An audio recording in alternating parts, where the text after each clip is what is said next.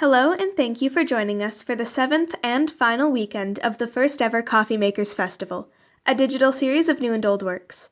We would like to thank the community for having supported Coffee House Theatre Society, and we hope to keep creating theatre in Delta for many years to come.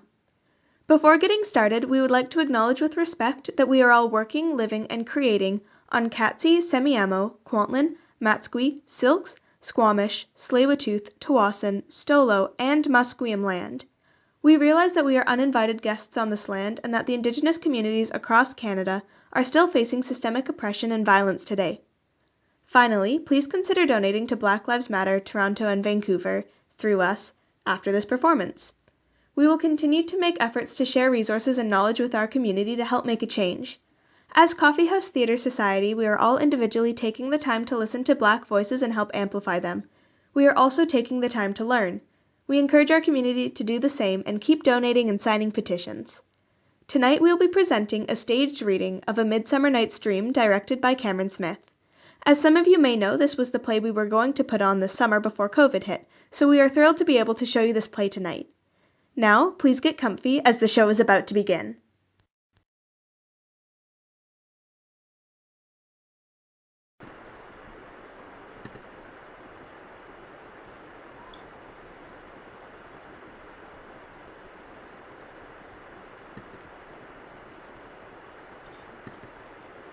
Theseus.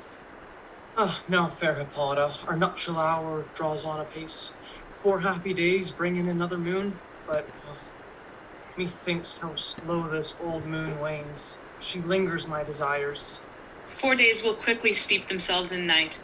4 nights will quickly dream away the time, and then the moon shall behold the night of our solemnities. Hippolyta, I wooed thee with my sword, and won thy love doing thee injuries. But I will wed thee in another keep, with pomp, with triumph, and with reveling. Happy be Theseus, our renowned duke. Thanks, good Egeus. What's the news with thee? Full of vexation am I, with complaint against my child, my daughter Hermia. Stand forth, Demetrius. My noble lord, this man hath my consent to marry her. Stand forth, Lysander, and my gracious duke. This girl hath bewitched the bosom of my child. Thou, Lysander, thou hast given her rhymes and entertained love tokens with my child. With cunning hast thou filched my daughter's heart and turned her obedience, which is due to me, to stubborn harshness.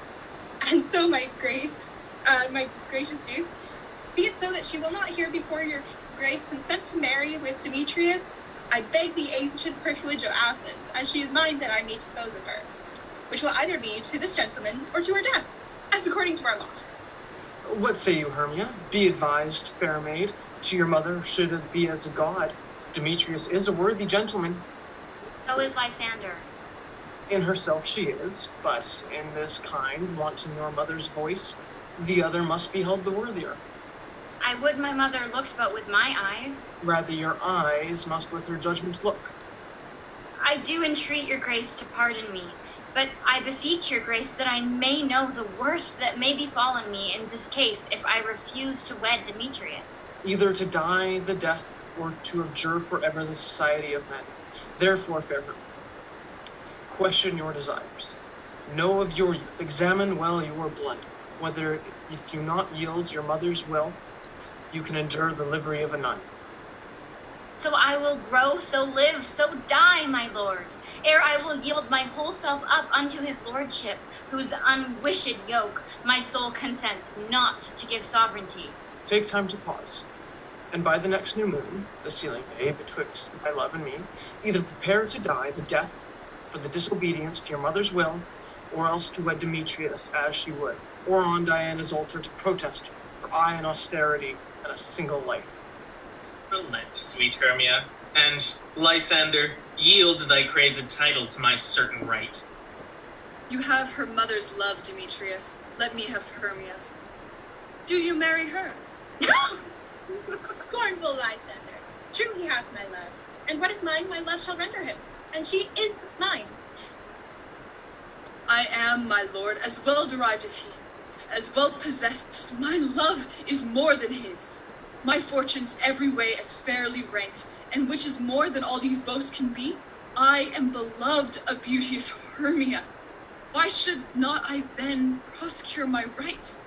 Demetrius, I'll avaunt it to his head, made love to Nidar's daughter Helena, and won her soul, and she, sweet lady, dotes, devoutly dotes in idolatry upon this spotted and inconstant man. I must confess, I have heard so much, but Demetrius, come, Egeus, you shall go with me. I have some private schooling for you both. With duty and desire, we follow you.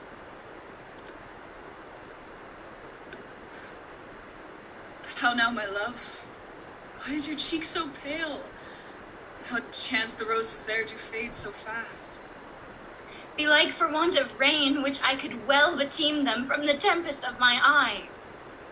Ay me, for aught that I could ever read, that could ever hear by tale or history, but the course of true love never did run smooth. Oh hell, to choose love by another's eyes? Hear me, Hermia.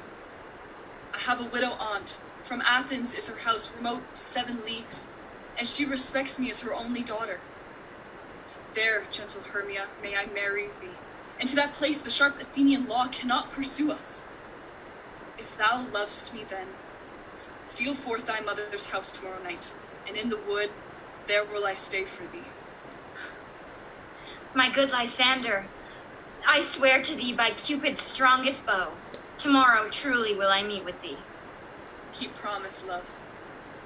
Look, here comes Helena. Godspeed, fair Helena, whither away? Call you me fair? That fair again unsay. Demetrius loves your fair, oh happy fair. Sickness is catching, oh were favor so, yours I would catch, for Hermia ere I go. Oh, teach me how you look, and with what art you sway the motion of Demetrius' heart. I frown upon him, yet he loves me still. Oh, that your frowns would teach my smiles such skill. I give him curses, yet he gives me love. Oh, that my prayers could such affection move. The more I hate, the more he follows me. The more I love, the more he hateth me. His folly, Helena, is no fault of mine. None but your beauty. But that fault will crime. Take comfort. He no more shall see my face. Lysander and myself will fly this place. Helen, to you our minds we will unfold. Tomorrow night, through Athens' gate, have we devised to steal. And in the wood, there my Lysander and myself shall meet, and thence from Athens turn away our eyes.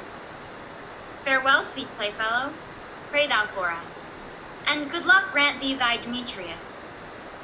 Keep word, Lysander, we must starve our sight from lovers' food till tomorrow, deep midnight. I will, my Hermia.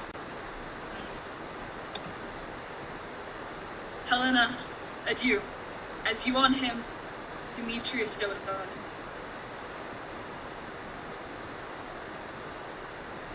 How happy some or other some can be. Through Athens I am thought as fair as she, but what of that? Demetrius thinks not so. For ere Demetrius looked on Hermia's eyne, he hailed down oaths that he was only mine. And when from his hails from heat Hermia felt, so he dissolved in showers of oaths did melt.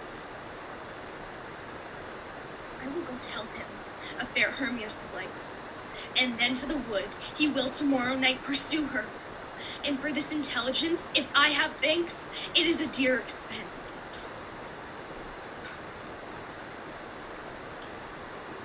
Is all our company here? Here is the scroll of everyone's name, which is thought to fit through all of Athens to play in our interlude before the Duke and Duchess on his wedding day.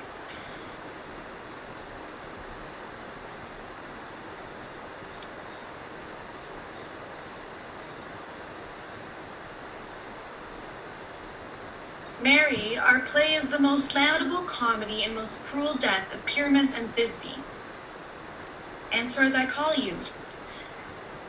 Nick Bottom, the weaver, you, Nick Bottom, are set down for Pyramus.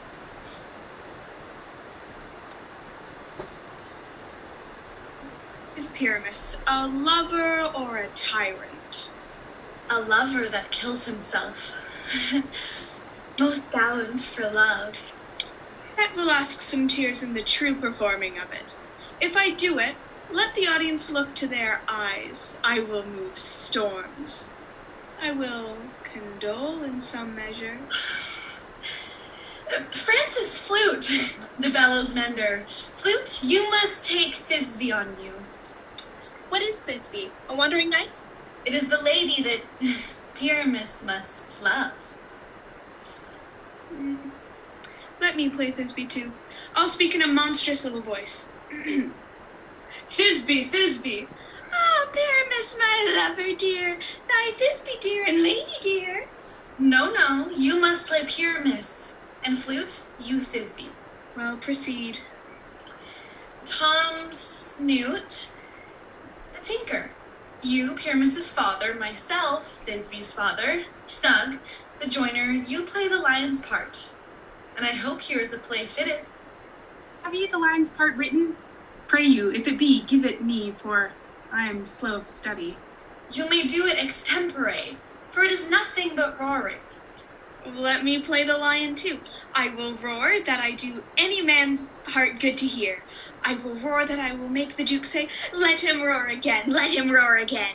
And you should do it too terribly, you would fright the Duke and the men, that they would shriek, and that were enough to hang us all. That would hang us. That would hang us. That would hang us. Every mother's daughter. Every mother's daughter. You can play no part but Pyramus. For Pyramus is a sweet-faced man. Well, I will undertake it. Masters, here are your parts. And I am to entreat you, request you, and desire you to con them by tomorrow night, and meet me in the palace wood by moonlight. There will we rehearse.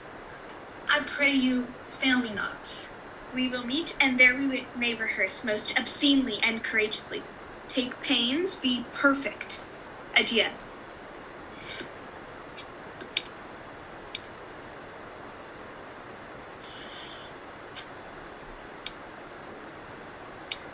How now, spirit? Whither wander you? Over hill, over dale, through bush, through briar, over park, over pale, through flood, through fire, I do wander everywhere. Farewell, thou lob of spirits, I'll be gone. Our queen and all our elves come here anon. The king doth keep her revels here tonight. Take heed the queen come not within her sight, for Oberon is passing fell and wrath, because that she as her attendant hath a lovely boy, stolen from an Indian king. She never had so sweet a changeling, and jealous Oberon would have the child, knight of her train, to trace the forests wild. But she, perforce, withholds the loved boy. Either I mistake your shape and making quite, or else you are that shrewd and knavish sprite called Robin Goodfellow. Are not you he? Thou speak'st aright. I am that merry wanderer of the night. But room, fairy, here comes Oberon. And here my mistress. Ill met by moonlight, proud Titania. What, jealous Oberon? Fairy, skip hence. I have forsworn her bed and company. Tarry, rash wanton. Am I not thy lord? Then I must be thy lady. Why art thou here, come from the farthest steppe of India? But that, forsooth, the bouncing Amazon, your buskined mistress and your warrior love to Theseus must be wedded, and you come to give their bed joy and prosperity. How canst thou thus for shame, Titania? Glance at my credit with Hippolyta, knowing I know thy love to Theseus. Why should Titania cross her Oberon? I do but beg a little changeling boy to be my henchman. Set your heart at rest. The fairyland buys not the child of me. His mother was a votress of my order. She being mortal, if that boy did die.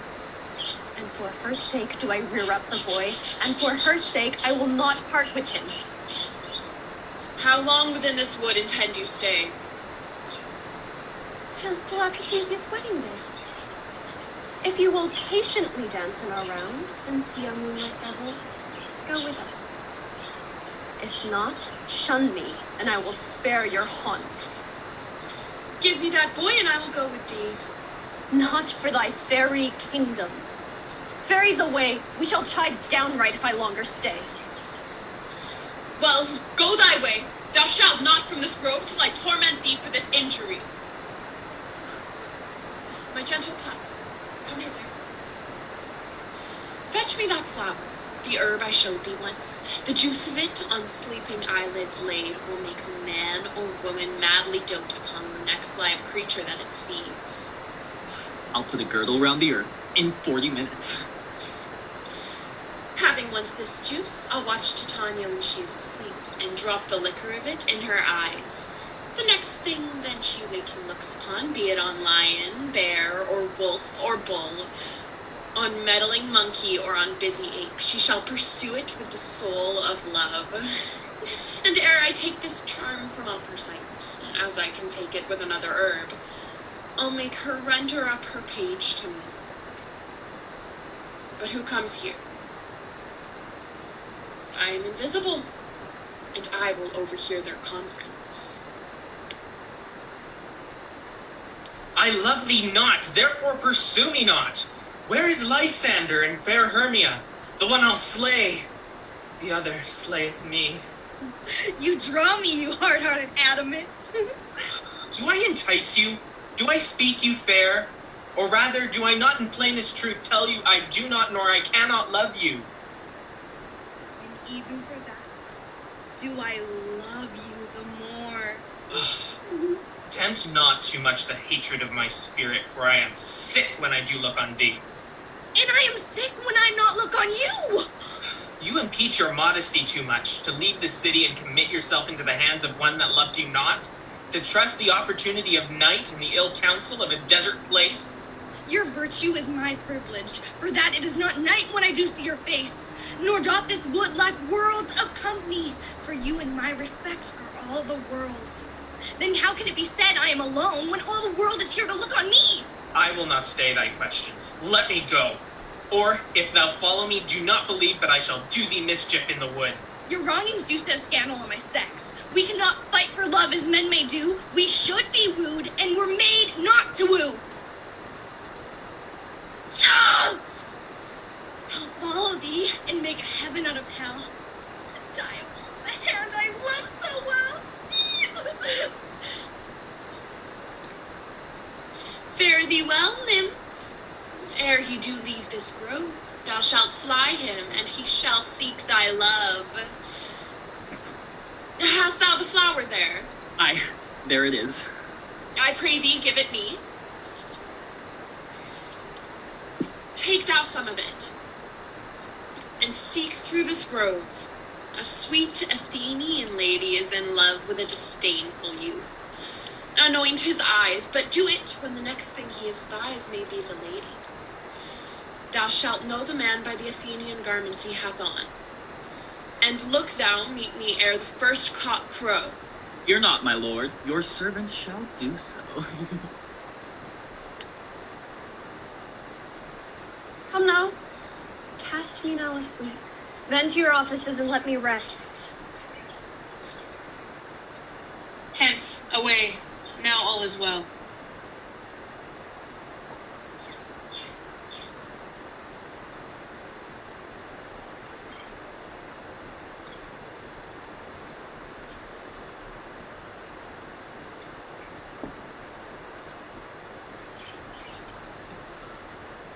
Fair love, you faint with wandering in the wood, and to speak troth, I have forgot our way. We'll rest us, Hermia, if you think it good, and tarry for the comfort of the day. Be it so, Lysander. Find you out a bed, for I upon this bank will rest my head. One turf shall serve as pillow for us both. One heart, one bed, two bosoms, and one truth. Nay, good Lysander, for my sake, my dear, lie further off, do not lie so near. Oh, take the sense sweet of my innocence, like the meeting in love's conference.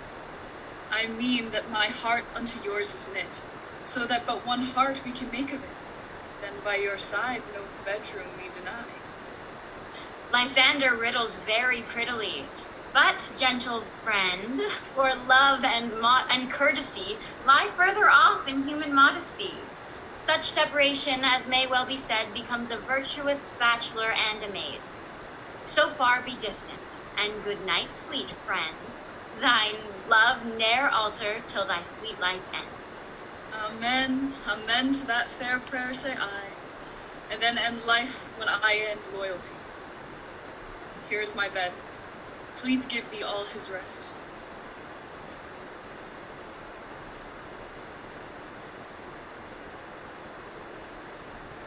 Who is here? Weeds of Athens he doth wear. Sleep his seat on thy eyelid, so awake when I am gone. For I must now to Oberon.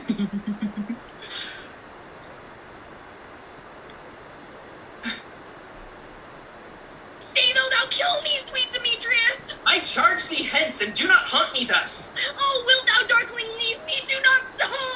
Stay on thy peril, I alone will go. I'm out of breath at this fond chase. The more my prayer, the lesser is my grace. What wicked and disassembling glass of mine made me compare with Hermia's very eyne? Oh, but who is here? Lysander? On the ground, dead or asleep? I see no blood, no wounds. Lysander, if you live, then awake! Run through fire I will for thy sweet sake. Transparent Helena, nature shows art that through thy bosom makes me see thy heart. Where is Demetrius? Oh, how fit a word is that vile name to perish on my sword. Do not say so, Lysander, do not say so. Let thou he love your Hermia. Lord, what though? If Hermia still loves you, then be content. Content with Hermia? No, I do repent the tedious minutes I have with her spent. Not Hermia, but Helena I love. Wherefore was I keen to this mockery born? When at your hands did I deserve this scorn? 'Tis not enough that I did, no, nor never can, deserve a sweet look from Demetrius' eye. I thought you, Lord, of true gentleness. Oh, that a lady of one person reviews, should therefore another be abused. Hermia, sleep thou there, and never mayst thou come Lysander near. With all my powers which rest your love and might, to honor Helena, be her knight. Help me! Lysander, help me! Lysander? Lord! What, out of hearing? I swoon almost with fear. Well, I well perceive you are not nigh. Either death or you I'll find immediately.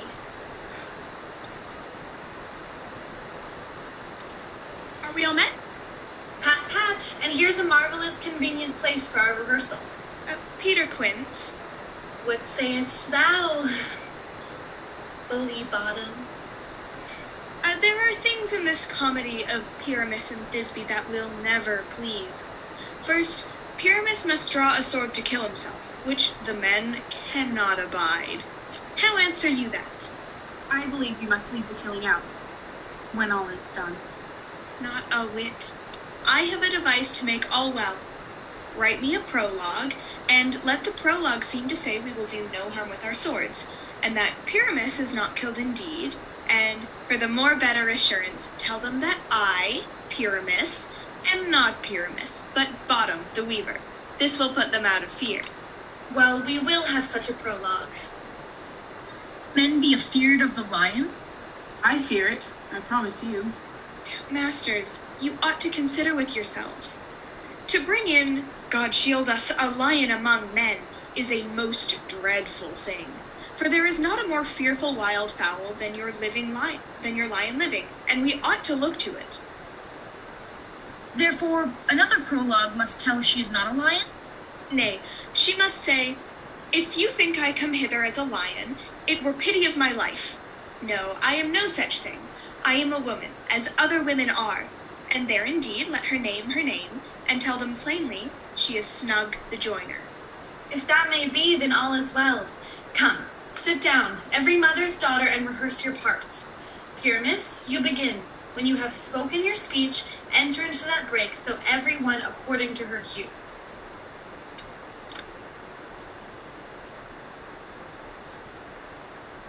What hempen homespuns have we swaggering here, so near the cradle of the fairy queen?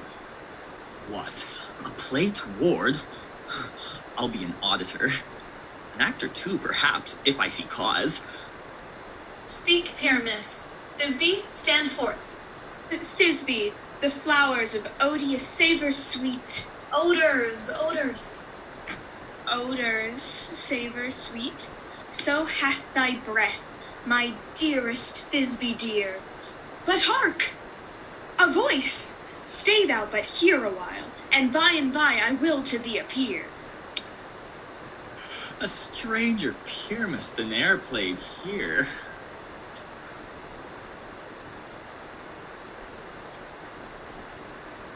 Aye, marry you must, for you must understand he goes but to see a noise that he heard, and is to come again.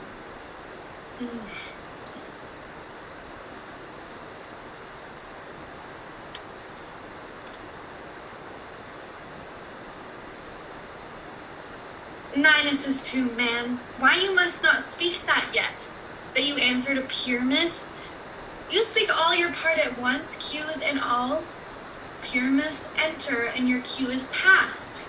It is never tire.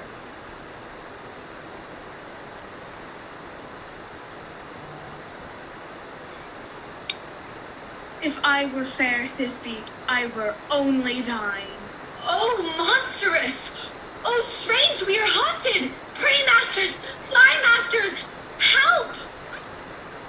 I'll follow you. I'll lead you about around.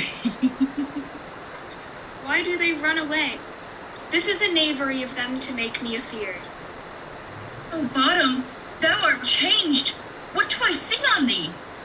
What do you see? You see an ass head of your own, do you? Bless thee, Bottom. Bless thee, thou art translated. I see their knavery. This is to make an ass of me, to fright me if they could. But I will not stir from this place. Do what they can.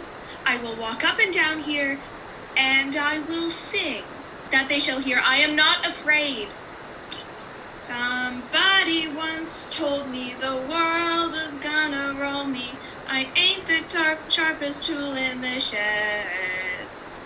What angel wakes me from my flowery bed?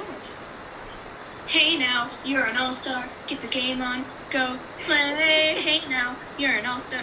Get the game on. Get pay. Oh. Hey thee, gentle mortal. Sing again. Mine ear is much enamored of thy note. So is mine eye enthralled to thy shape. And thy fair virtue's force perforce doth move me on first view to say, to swear, I love thee. Methinks, mistress, you should have little reason for that. And yet, to say the truth, reason and love keep little company together nowadays. Thou art as wise as thou art beautiful. Not so neither. But if I had wit enough to get out of this wood, I have enough to serve mine own turn. Out of this wood do not desire to go. I do love thee, therefore go with me. I'll give thee fairies to attend on thee, and they shall fetch thee jewels from the deep while thou on pressed flowers dost sleep. Come, walk with me. I'll lead you to my bower. The moon, methinks, looks with a watery eye, and when she weeps, weeps every little flower, lamenting some enforced chastity. Let us go now.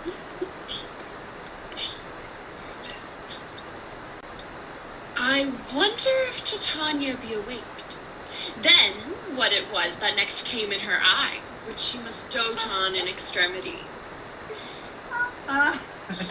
Here comes my messenger. How now, mad spirit? What night rule now about this haunted grove? My mistress, with a monster, is in love. Next to her close and consecrated bower, a crew of hatches, rude mechanicals, were met together to rehearse a play. The shallowest thick skin of that barren sort forsook her scene and entered in a break. An ass's knoll I fixed it on her head, when in that moment, so it came to pass, Titania waked and straightway loved an ass.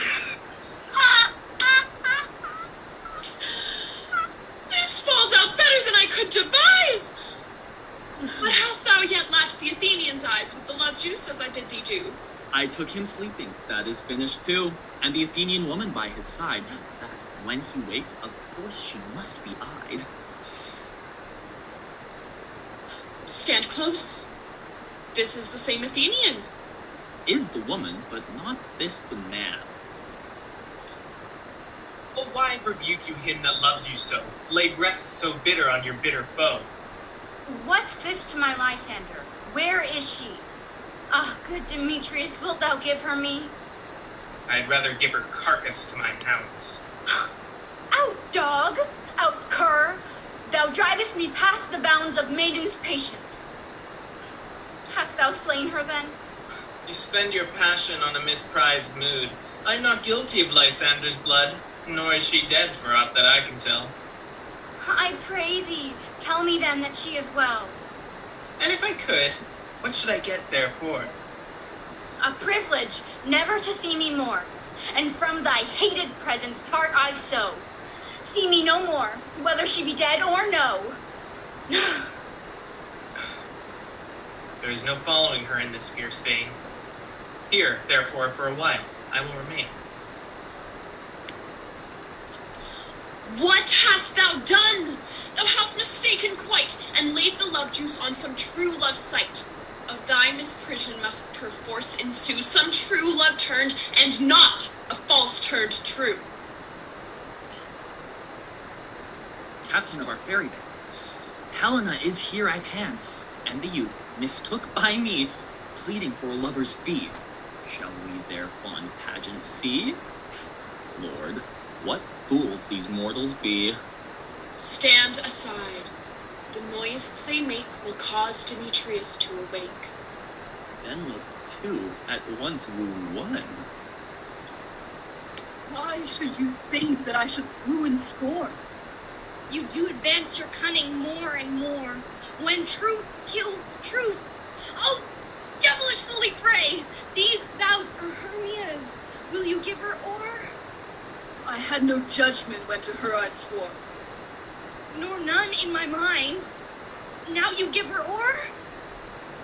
Demetrius loves her, and he loves not you.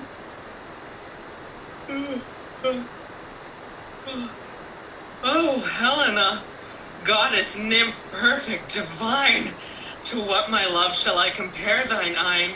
Oh, thy lips, those kissing cherries, tempting grow. Oh, let me kiss this princess of pure white, this seal of bliss. Mwah. Oh, it's white! Oh, hell! I see you all are bent to set against me for your merriment. If you were civil and knew courtesy, you would not do me thus much injury. To bow and swear and super praise my parts, when I am sure you both hate me with your hearts. You are both rivals in love, Hermia. Now both rivals to mock Helena? You are unkind, Demetrius. Be not so. For you love Hermia. This you know, I know. And here, with all goodwill, with all my heart, in Hermia's love, I yield you up my part, and yours as Helena to me the queen, whom I do love and will do until my death.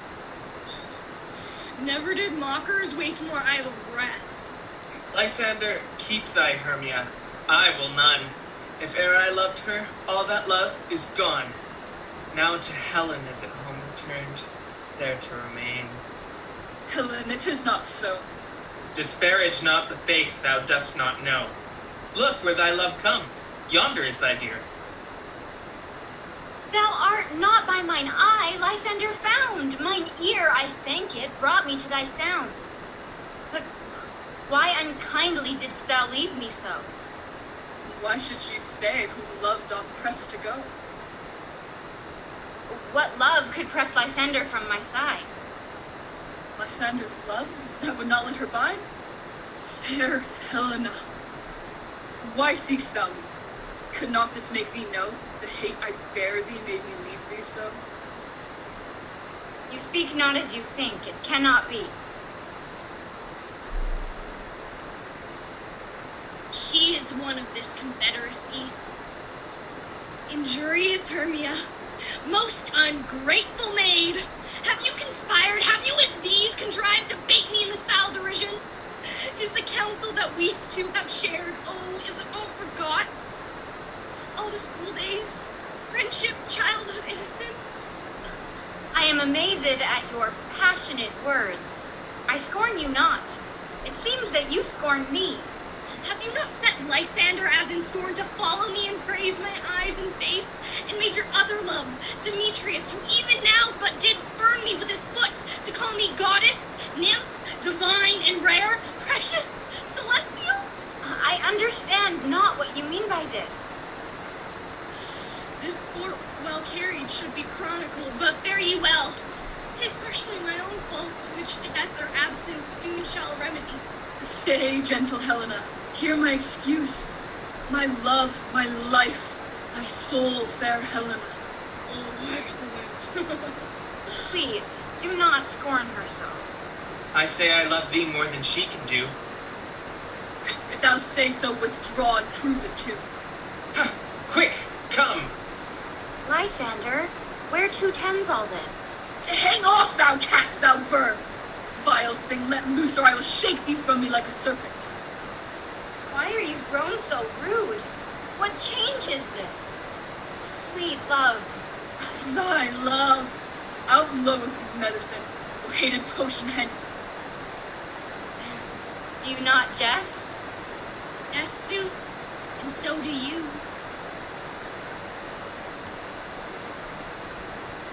What? Demetrius, I will keep my word with you. I would I had your bond, for I perceive a weak bond holds you. I'll not trust your word. What? Should I hurt her? Strike her? Kill her dead? Although I hate her, I'll not harm her so. What, can you do me greater harm than hate? Am I not Hermia? Are you not Lysander? I am as fair now as I was erewhile. Be certain 'tis no jest, that I do hate thee. Love Helena. Oh, me! You juggler! You canker blossom! You thief of love! What, have you come by night and stolen my love's heart from her? Oh, fine of faith! Have you no modesty, no maiden shame, no touch of bashfulness? What will you tear impatient answers from my gentle tongue? Fie, you counterfeit, you puppet, you! Puppet? Why so? Aye, in that way goes the game. Now I perceive that she hath made compare between our statures. She hath urged her height. How low am I? I am not yet so low, but my nails can reach unto thine eyes. Ah, pray you! Though you must not be friends, let her not hurt me. I am the right maid for my cowardice. Let her not strike me. Perhaps you may think she is something lower than myself, that I can match her. Lower? Oh, hark again. Be not afraid, she shall not harm thee, Helena. No, Lysander, she shall not, though you take her part. Oh, she's angry. She is keen and shrewd. She was a vixen when we went to school, and though she may be but little, she is fierce. Oh, little again? Nothing but low and little. Why will you suffer her to flout me thus? Let me come to her. Get you gone, you dwarf! You minimus of hindering not grass maid. Bee, you acorn. Let her alone. Speak not of Helena, take not her part. For if thou dost intend to never so little show of love to her, thou shalt abide it. Now she holds thee not. Now follow, if thou darest, to try whose right, of thine or mine, is most in Helena. Follow? Nay, I'll go with thee, cheek by jowl. You mistress, all this coil is long of you. Nay, go not back. Your hands in mine are quicker for a fray. My legs are longer, though, to run away. No. I am amazed and know not what to say.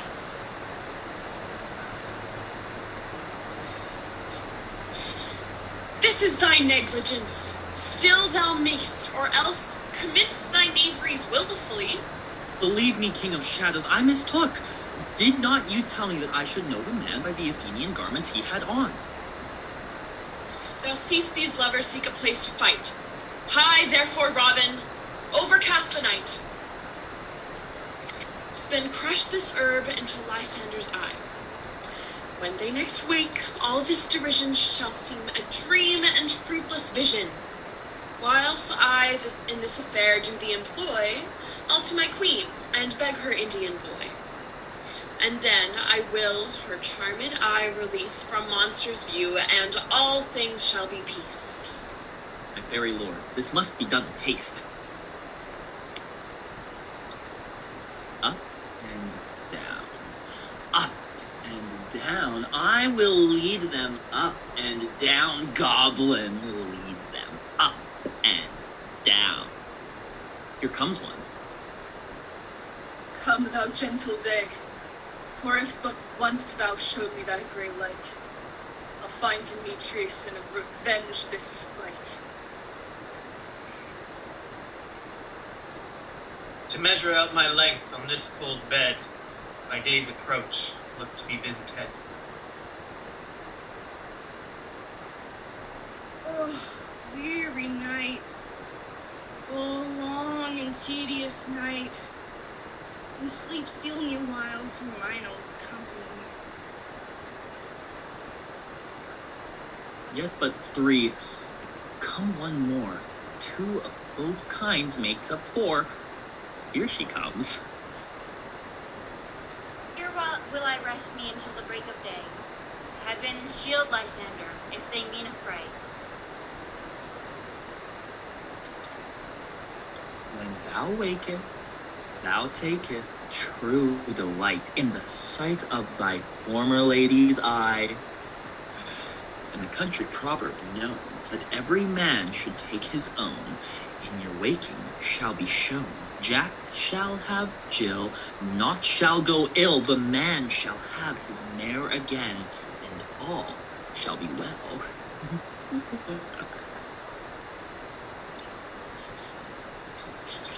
Come, sit thee down upon this flowery bed while I thy amiable cheeks do coy, and stick musk roses in thy sleek, smooth head, and kiss thy fair large ears, my gentle joy.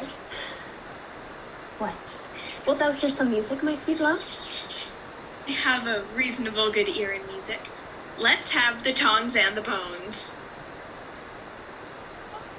Say, sweet love, what thou desirest to eat. Truly a peck of provender. I could munch your good dry oats. Methinks I have a great desire to a bottle of hay.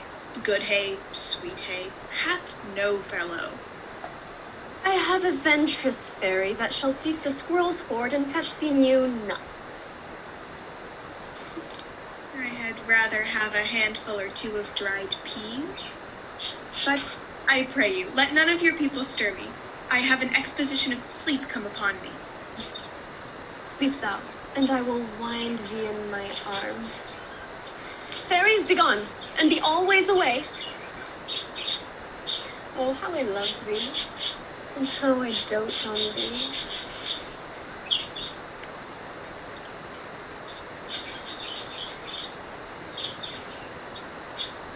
Welcome, good Robin. Seest thou this sweet sight? Her dotage now I do begin to pity. And now I have the boy, I will undo this hateful imperfection of her eyes. Now, my Titania, wake you, my sweet queen. Oberon, What visions have I seen? Methought I was enamored of an ass. There lies your love. How came these things to pass?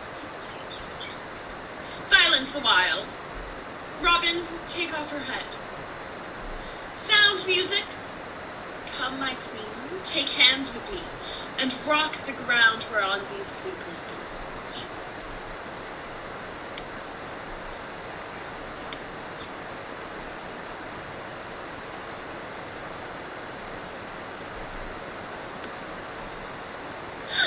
My lord!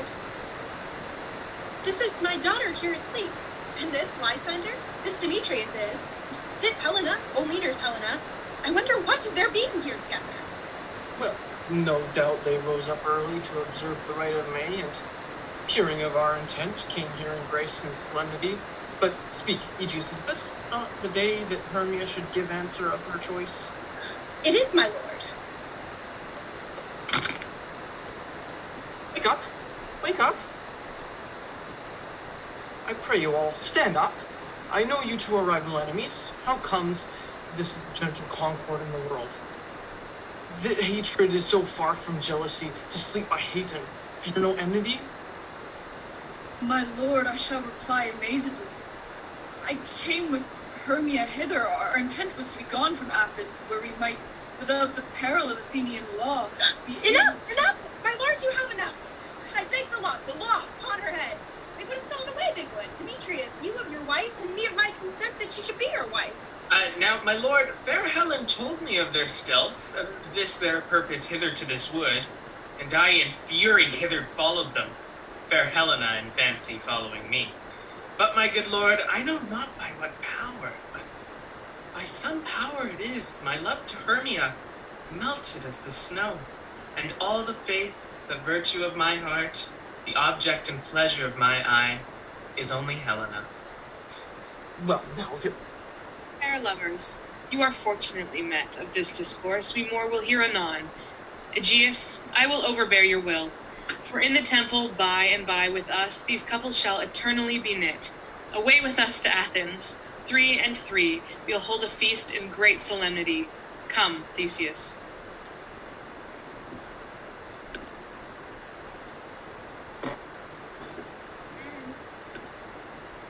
Oh.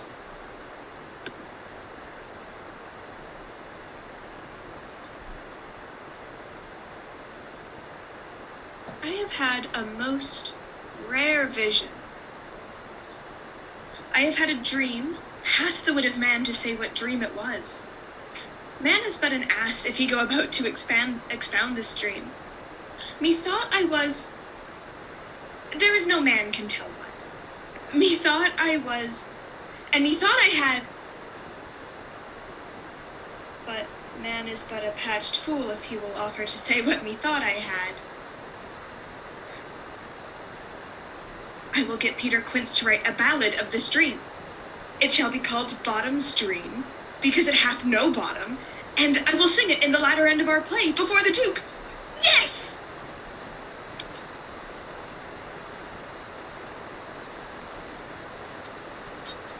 Here come the lovers, full of joy and mirth. Come now, what masks, what dances shall we have to wear away this long age of 3 hours before our after supper and our bedtime? Where's our usual manager of mirth? What revels are in hand? Is there no play? To ease the anguish of this torturing hour? Call Phyllis straight. Here, mighty Theseus. Say, what abridgment do you have for this evening? A tedious, brief scene of young Pyramus and his love Thisbe. Very tragical mirth. Merry and tragical, tedious and brief. That is hot ice and wondrous strange snow. How shall we find the concord of this discord? A play there is, my lord, some 10 words long, which is as brief as I have known a play. But by 10 words, my lord, it is too long, which makes it tedious. For in all the play, there's not one word apt, one player fitted, and tragical, my noble lord, it is. For Pyramus therein doth kill himself, which, when I saw rehearsed, I must confess, made mine eyes water. but more merry tears, the passion of loud laughter never shed. I will hear that play.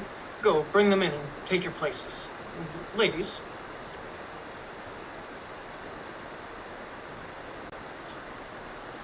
If we offend, it is with our goodwill, that you should think we come not to offend, but with goodwill, to show our simple skill that it is true beginning of our end.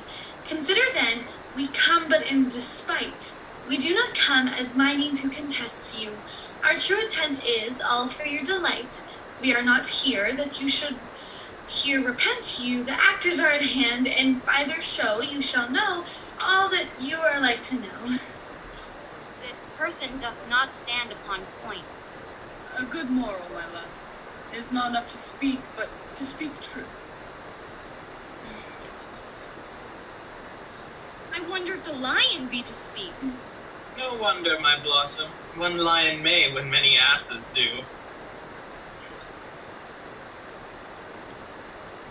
In this same interlude it doth befall, that I, one Snout by name, present a wall, and such a wall as I would have you think, that had in it a crannied hole or chink, through which the lovers Pyramus and Thisbe did whisper often very secretly.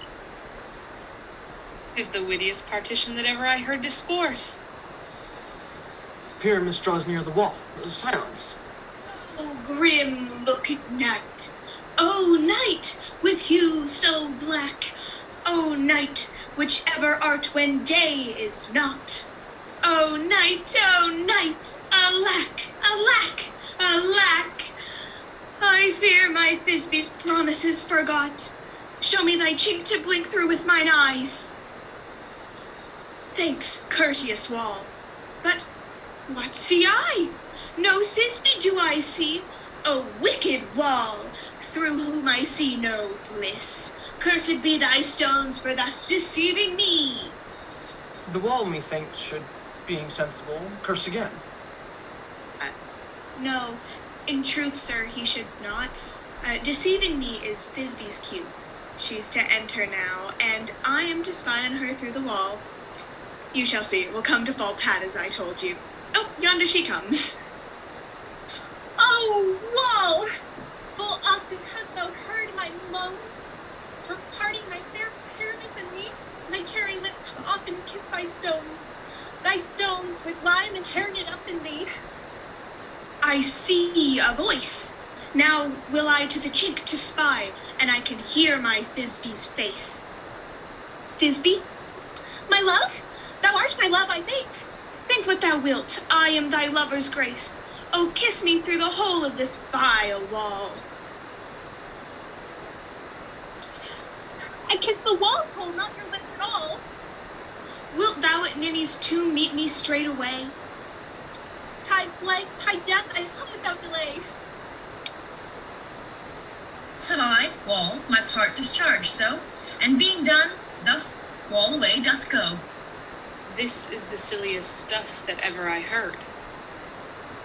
You men, whose gentle hearts do fear the smallest monstrous mouse that creeps on the floor, may now perchance both quake and tremble here, when lion, rough and wild as rage, doth roar. Then know that I, Snug the joiner, am a lion fell, nor else no lion's dam. For if I should, as lions come in strife into this place, were pity on my life. A very gentle beast, and of a good conscience. All that I have to say is to tell you that the lanthorn is the moon, I, the man in the moon, this thorn bush, my thorn bush, and this dog, my dog. Why, all these should be in the lanthorn, for all these are in the moon. But silence! Here comes Thisbe. This is old Ninny's tomb, but where is my love? Roar! Roar, lion. Well run, Thisbe. Well shone, moon. Truly the moon shines with a good grace. And well moused lion. And then came Pyramus. So the lion vanished. Stay, oh, spite. But mark, poor knight, what dreadful dole is here? Eyes do you see? How can it be? Oh, dainty duck, oh dear. mantle good? What? Stained with blood? This passion and the death of a dear friend would go near to make a man look sad. He shrew my heart, but I pity the man. Oh, wherefore, nature, didst thou lions frame? Since a lion vile hath here deflowered my dear, out, sword, and wound the pap of Pyramus. Aye, that left pap, where heart doth hop. Ugh. Thus die I, thus. Now I am dead. Now I am fled. My soul is in the sky. Tongue, loose thy light. Moon, take thy flight. Now die. Die. With the help of the surgeon, he might yet recover and prove an ass. How chance moonshine is gone before Thisbe comes back and finds her lover? Well, she'll find him by starlight. Here she comes, and her passion ends the play. What? Sleep, my love? What? Dead, my dove? Oh, Pyramus, arise! Speak, white tongue. Dead.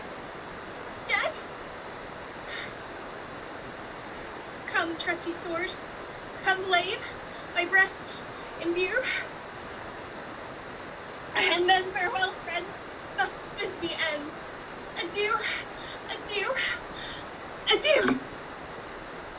Moonshine and Lion are left to bury the dead.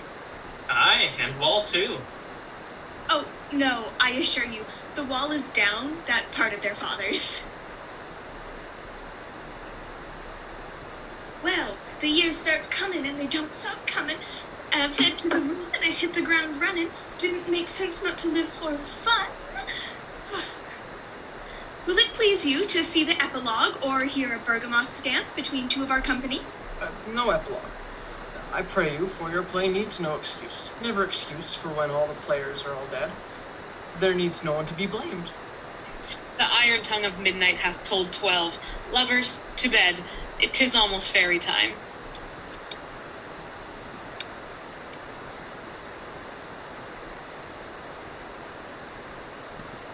If we shadows have offended, think but this, and all is mended, that you have but slumbered here while these visions did appear, and this weak and idle theme, no more yielding but a dream. Gentles, do not reprehend. If you pardon, we will mend. And, as I am an honest puck, if we have unearned luck now to scape the serpent's tongue, we will make amends ere long. Else the puck a liar call. So, good night unto you all. Give me your hands if we be friends, and Robin shall restore amends.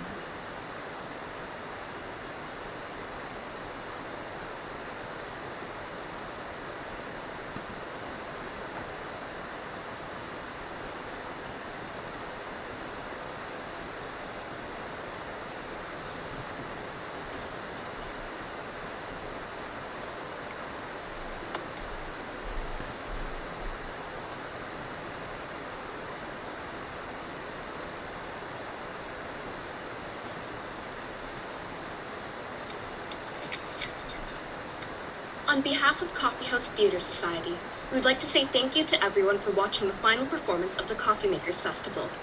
We've surpassed our donation goal, so with Coffee House matching donations for the first $500, we've raised a total of $1,100 so far, which will be divided 50-50, with half being donated to Black Lives Matter Vancouver, and the other half being donated to Black Lives Matter Toronto.